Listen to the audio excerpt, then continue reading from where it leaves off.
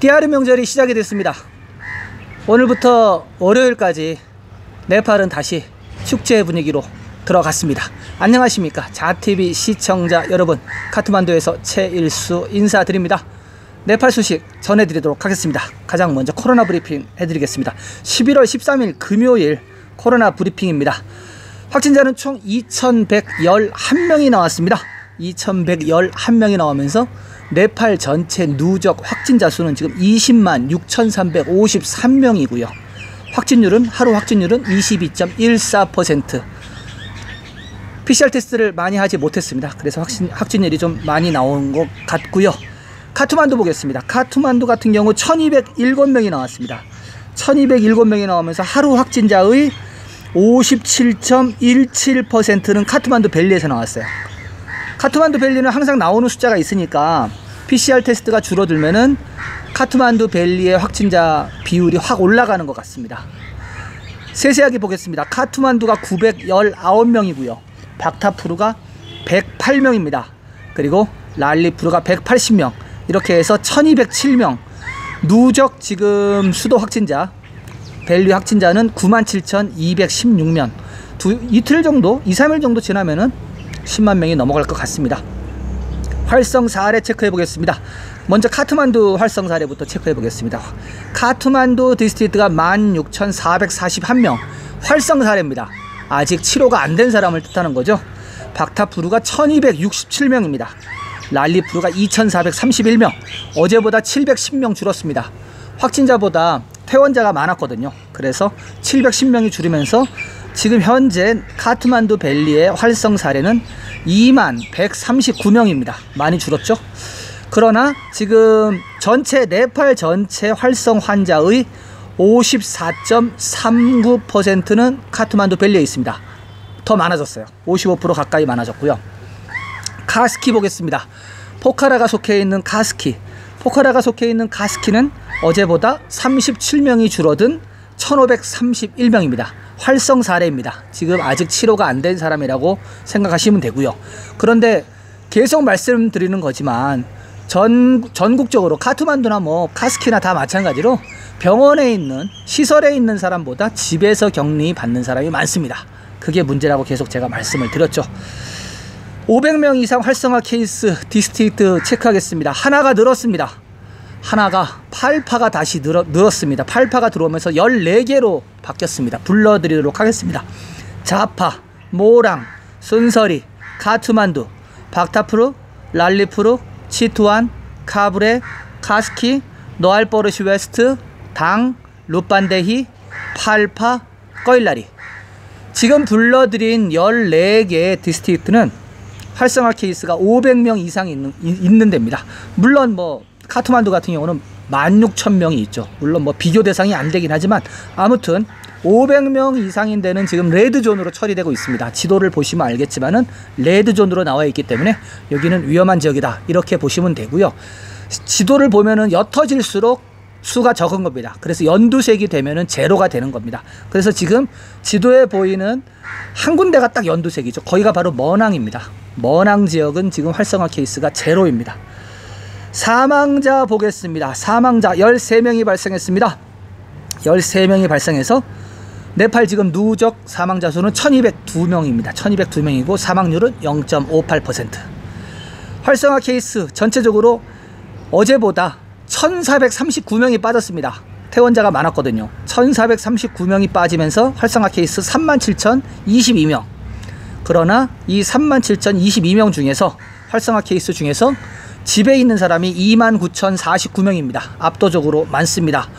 병원이나 시설, 여기서 제가 시설이라고 말하는 거는요, 호텔 격리를 하고 있습니다. 지금 돈 있는 사람들은 병원 안 가요. 호텔에서 격리받고 있습니다. 하루에 15,000루피, 뭐 2만 루피짜리도 있고, 싼 게 아마 제가 알기로 6,000루피인가 그렇게 알고 있습니다. 병원 지금 호텔들이 다른 사업을 못 하니까 이렇게 지금 격리 사업을 하고 있습니다. 크게 지금 2개 호텔에서 크게 하고 있고 나머지 조그만 호텔들이 하고 있습니다.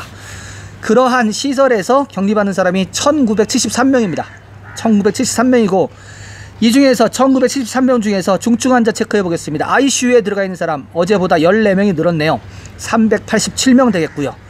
인공호흡기는 변함이 없습니다. 87명 변함없이 유지하고 있습니다. 완치자 앞서 말씀드린 바 있듯이 3,537명 많이 발생했습니다.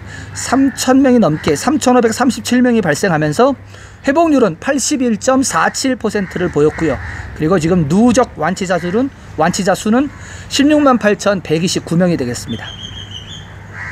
검역소도 빠졌습니다. 검역소도 123명이 빠졌습니다. 123명이 빠지면서 지금 현재 검역소에는 986명만 남아 있습니다.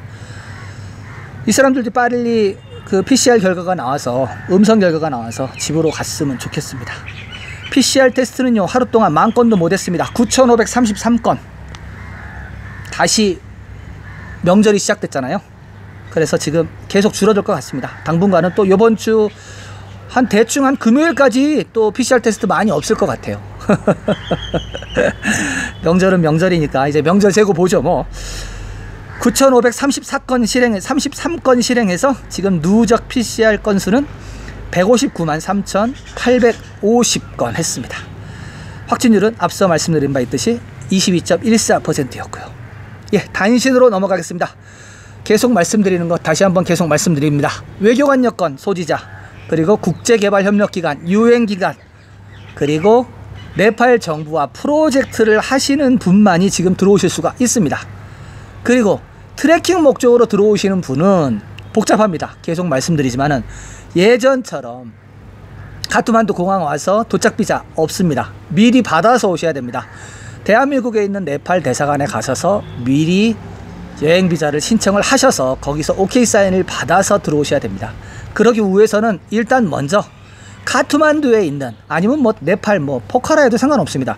여기 현지 여행사와 트래킹 계약을 한 계약서가 있어야 됩니다. 물론 뭐 계약을 하려면 아마 선금도 보내고 그러셔야 될 걸로 압니다. 그리고 보험가입도 해야 되고요. 그리고 PCR 테스트 받아 오셔야 되고요. 그리고 들어오셔가지고 일주일 동안 호텔에서 격리 받으셔야 됩니다. 여러 프로토콜이 있습니다. 그럼에도 불구하고 들어오시는 분이 있으시더라고요. 참 힘든 결정을 하시고 계신데, 아무튼 지금 트래킹이 들어오고 있긴 하지만 되게 제한적이다, 이렇게 좀 말씀을 좀 드리고요. 들어와도 갈 데가 그렇게 마땅치는 않습니다. 안나푸르나 같은 경우 계속 말씀드리지만 푸닐, 고레빠니, 간두룩, 호텔 롯지 지금 영업 안 합니다. 롯지 영업 안 하고, 랑탕밸리는 무기한 폐쇄 들어갔습니다. 랑탕밸리 갈 수가 없으시고요.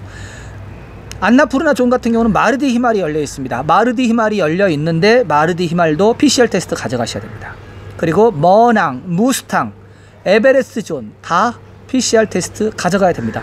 입국할 때 갖고 오시잖아요. 그리고 어차피 뭐 호텔 격리 받고 5일째 되는 날 PCR 테스트 다시 한번 받게 되니까 그것으로 가지고 가면 되지 않을까, 좀 그렇게 생각을 합니다.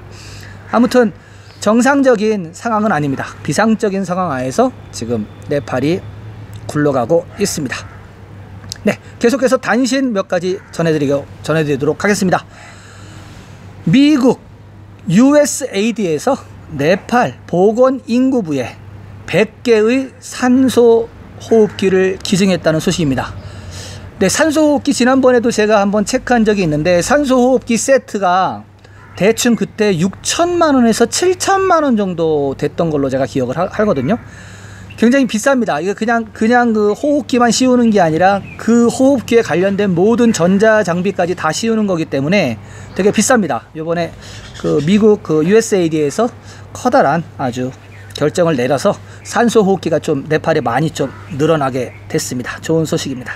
네, 다음 단신입니다. 붓도알에서 들어온 소식입니다. 코비드-19 지정병원 의사 7명이 사임을 했다고 합니다. 이유는 5명은 7월부터, 2명은 4월 이후부터 수당을 받지 못했다고 주장했습니다. 도가 아니라 프로빈스가 되겠네요. 프로빈스 사회개발부처는 현재 의사들에게 음식과 호텔 비용을 제공하고 있으며 수당 또한 제공 예정이라고 한다고 발표를 했습니다. 그렇기 때문에 의사들은 다시 복귀해서 일을 지속해 주길 바란다는 발언까지 덧붙였습니다. 현재 5개 디스트릭트를 포괄하는 이 병원은 7명의 의사와 6명의 어시스턴스 등 107명의 인력이 있으며 54개 병상이 있다고 합니다. 현재 34명이 치료를 받고 있다고 합니다.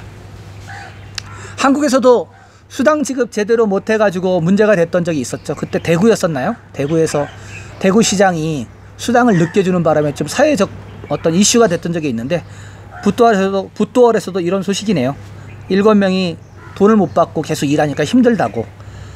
그리고 지금 병원에서 이렇게 환자를 보는 사람들이 집에 못 갑니다. 이들이 계속 그 환자와 위험에 노출되어 있기 때문에요. 호텔에서 따로 먹고 자고 격리를 받습니다. 또 다른 격리예요. 격리시설에서 격리받고 병원으로 출근해서 환자 보고, 다시 환자 보고 퇴근하면은 집으로 못 가고 병원으로 다시 갑니다. 지금 굉장히 비상적인 그런 어떤 사태를 볼 수가 있습니다. 집으로 가게 되면 병을 집으로 가져갈 수도 있기 때문에 환자 보호, 가족들 보호 차원에서 호텔에서 따로 숙식을 해결하고 있다고 합니다. 네, 다음 단신입니다.